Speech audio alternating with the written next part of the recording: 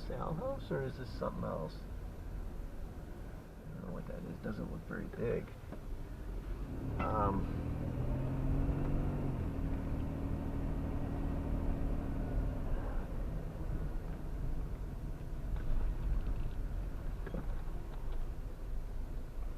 There's probably the outhouse there. Some big old trees back here.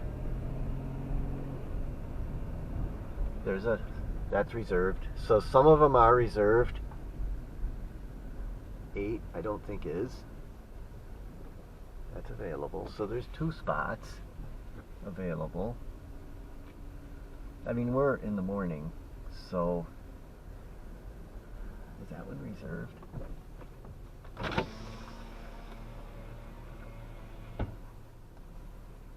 I think that's the ticket.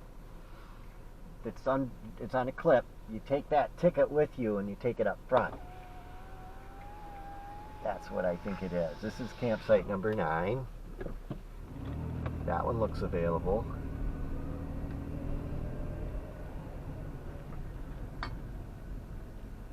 There's some available.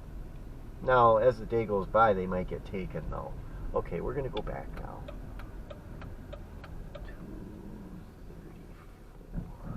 234 US.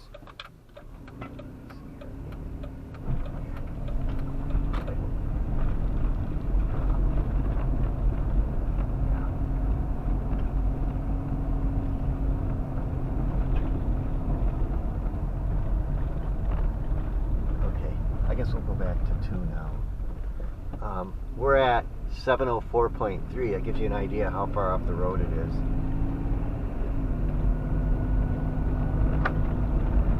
So that's a nice campground. I don't know if I'll ever use it or not, but it seems like a nice place. And a lot of people probably don't even know there's anything back here.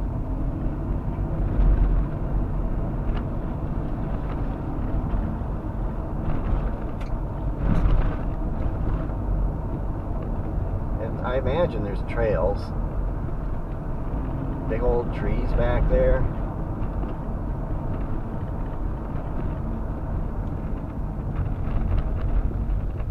I don't know what's down that. It's ATV drive.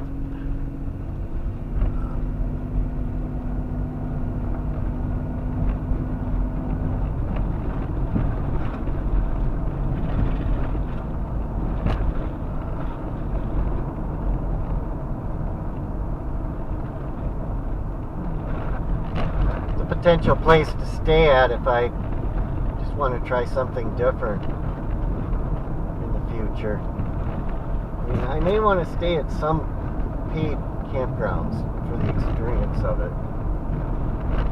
Especially after the Porcupine Mountain one was nice. That was a nice, they were quiet. I was surprised how quiet that was. It was quieter than the rest area even. The rest area, it was pretty quiet last night, but I heard somebody's thing, it was kind of further off in the distance, somebody's thing went off for their car. It was pretty quiet though. It was nice. That's a nice rest area.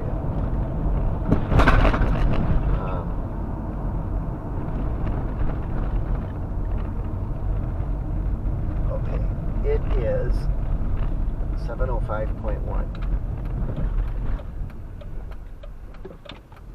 Okay.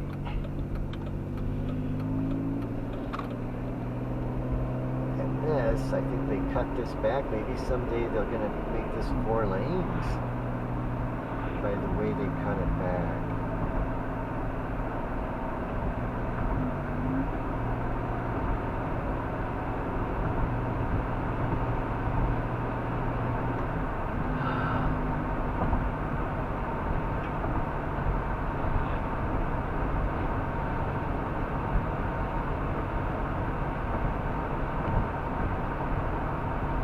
Omicron, Nicolette.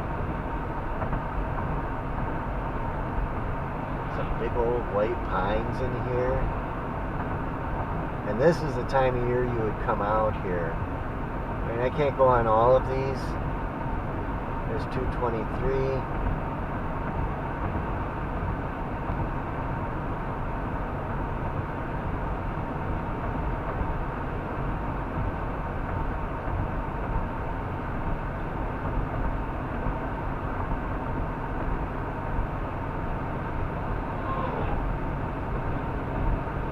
And there are free camping in this area too.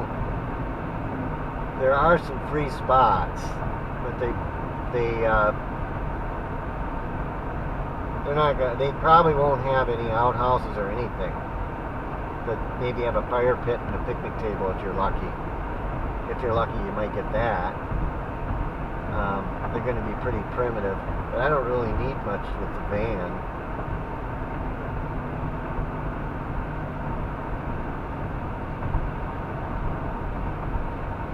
I mean, at the primitive ones, you might have to make sure you brought a small garden, one of those little gardening spades. You might have to have one of those.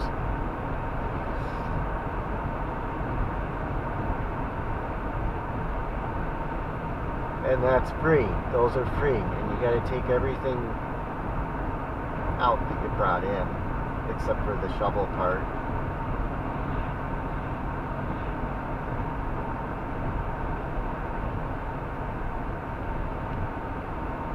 It's like firewood.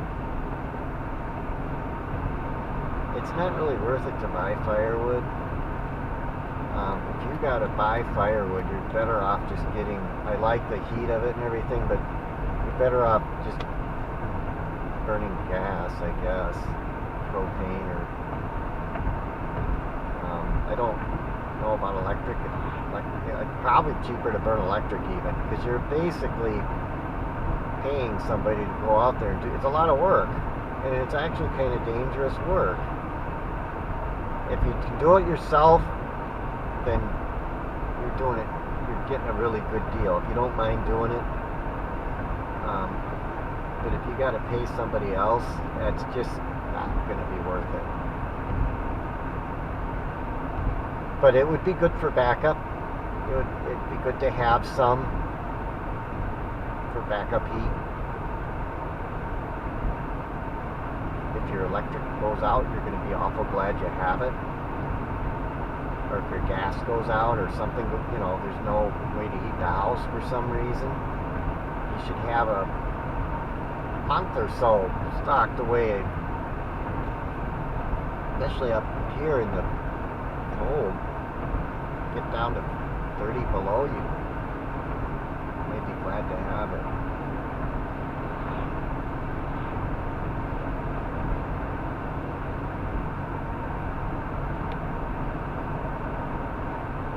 But to just heat your house with it and to go and get all of your heat from wood heat, it doesn't seem like it's worth it. Because you got to pay them to chop the trees down and cut it all up and split it. Nobody's going to do that for free. That's kind of dangerous work. You could drop a tree on yourself. You got to maintain the saw. It's just, if you're doing it yourself, it's a good deal. I enjoy doing it.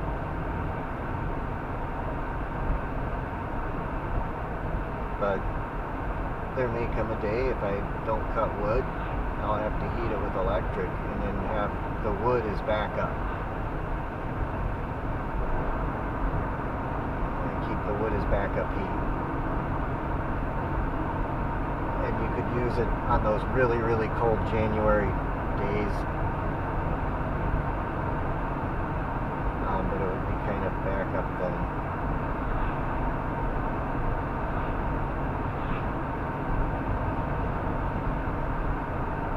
But I heat my house completely with wood now. I've done it all the time. I've always heated that way with wood. I heat the house all with wood through the whole season. Some people say, well, I heat with wood, but what they're doing is they throw wood in when it's convenient, and then they let the gas kick in. I don't do